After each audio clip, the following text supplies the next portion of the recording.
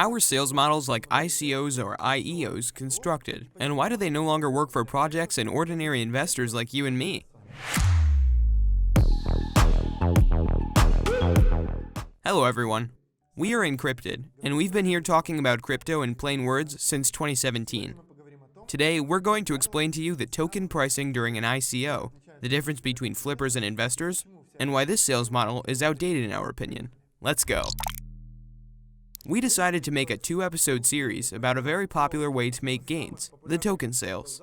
The first episode will be about current known models, ICO and IEO, how they are arranged, and why they are failing.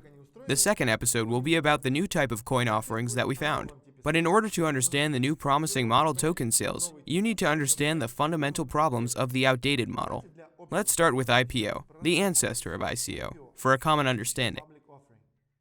The initial public offering of a company shares on a stock exchange in order to raise funds and enter a new level of development. How does the model work?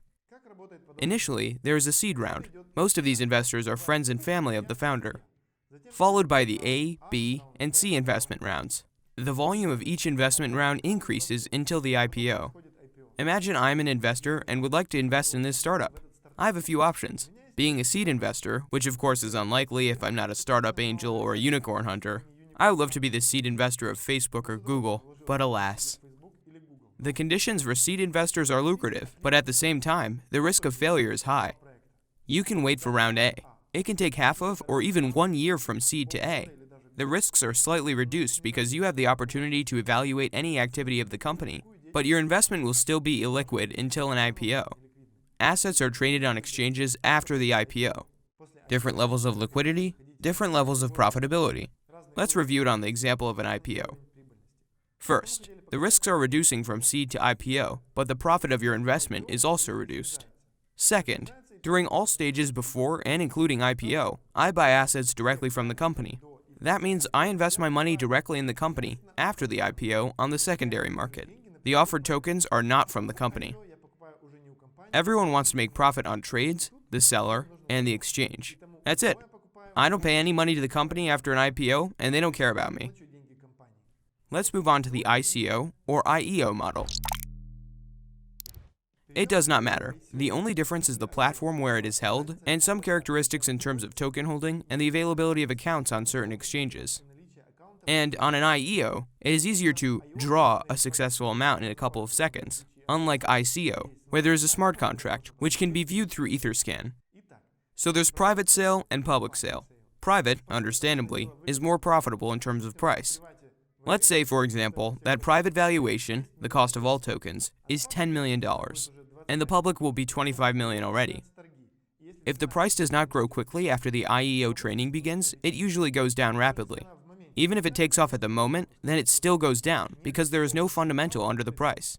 There is no product, there is no utility, there is some kind of roadmap, announcements, hot hopes, and a normal market maker. We'll say the real valuation is around $1 million, and everyone knows about it. So the only reason you buy tokens on IEO is the desire to flip. And somewhere in the area of the fundamental value of the asset is the launch of mainnet, the implementation of the product, the actual use of the token, and if it meets the expectations, the price goes to the moon. It doesn't happen often, but it does happen. But back to the moment of IEO, when you want to catch that short moment where the price is low enough, flip, and forget about the project. And how do you even know that the price is low enough? To do this, you need to take the total cost of tokens on the private, plus the cost of tokens on the public, and divide it by circulation supply. It is important to do this in dollars. If this figure is greater than 1, it means that there is a good chance that the price will be low enough within a short period of time. Then there will be a short rise, during which you can successfully flip, and then the price will go to its fundamental indicators. If the project is scammy, then most likely, instead of reducing its valuation, they just sell some low 1% of the circulation, creating an artificial demand for an unneeded, hyped project.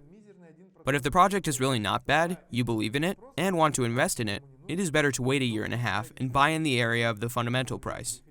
In addition, time will pass and the project will show whether it meets the requirements or not. But that is not everything.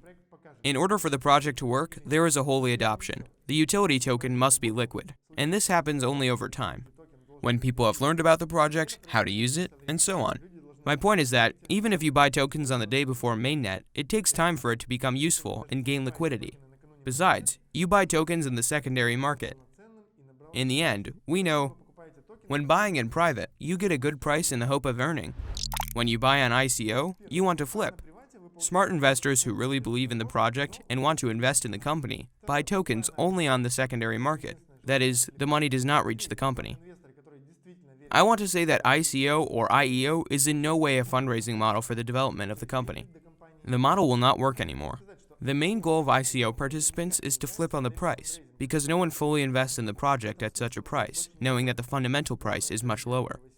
And those who really believe in the project and want to support it buy the secondary market, that is much lower than the price of the IEO, so it doesn't help the project in any way. To sum it up, here are the following problems of the model ICO and IEO. Scams and lack of responsibility, no protection for investors, lack of transparency, lack of utility, high inflation and token volatility, no incentive for the team. Projects raise millions and stop. Why would they develop a product when they can just stop and drag for years with announcements? No responsibility.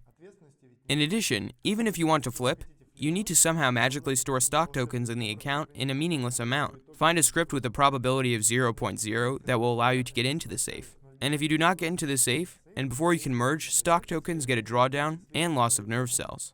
See the second part of our token mailing material to see what alternatives there are for the ICO model. The second part will be released tomorrow. Don't miss it! Чтобы узнать, какая альтернатива появилась у модели ICO.